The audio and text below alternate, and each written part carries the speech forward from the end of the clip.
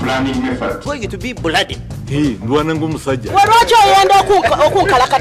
One of his young daughters got missed. Tomorrow when I become minister for crocodiles, nobody can beat me. Just give him flowers. Give the cameraman flowers. The flowers from pupils perhaps describes best the height of teachers' strike this week. But underlying the euphoric reaction was what one teacher preferred to call peanut. We are being given a peanut. Do not take this phrase in literal terms. She says peanut, but she means... What can you do if it is you that you are given that peanut? Remember, you have to pay the rent, transport, food, and at the same time you have to work from morning to evening. Then there is the question of meeting with the president. But one teacher preferred the reverse mode. When you are sick in Mbale and Mbale hospital has failed, the patient is carried to Mulago. But when you begin with the Mulago hospital, what does that mean? It means when Mulago hospital fails, you are left with only what? Death. And his grim conclusion? So when you begin with the president, we are going to the president. Tell parliament, pass a budget to increase the teachers, like they do when they reach parliament. First thing, increase our salary. Then there is the issue of academic qualifications. You have had members of councillors in villages who cannot even take an oath in English, but they are fighting for 800,000. Me with my diploma, I'm getting miserably 200. We shall not accept that.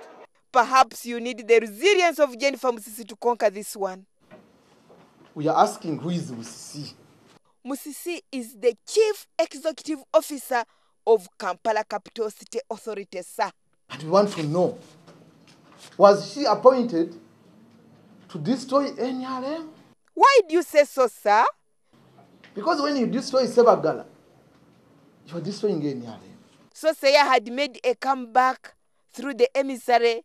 He had given his behind to General Tinyefuza. General says, if she dares to evict, to come here, then what will happen? She will be evicted. By the time she goes back to State Council, to be evicted by security. Kampala's Iron Lady and the General, the bare knuckles is not over yet.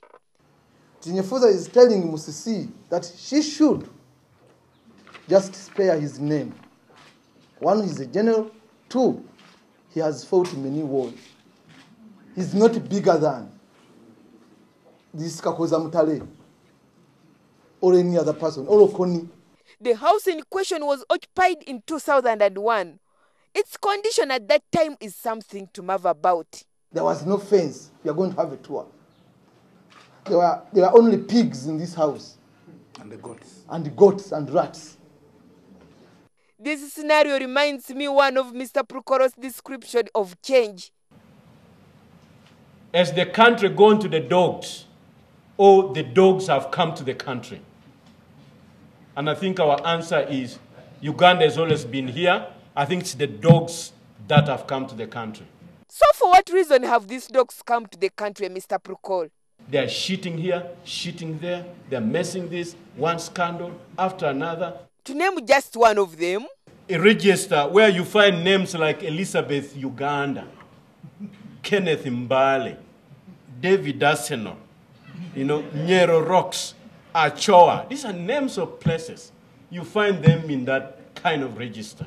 And the biggest one of them all? Over 5,000 other voters recorded as being over 110 years old. Can you imagine? Agnes Nandutu. Point blank. Very poor planning method. Going to be bloody. Hey, Musisi. One of his young daughters got missed. Tomorrow when I become minister for crocodiles, nobody can beat me.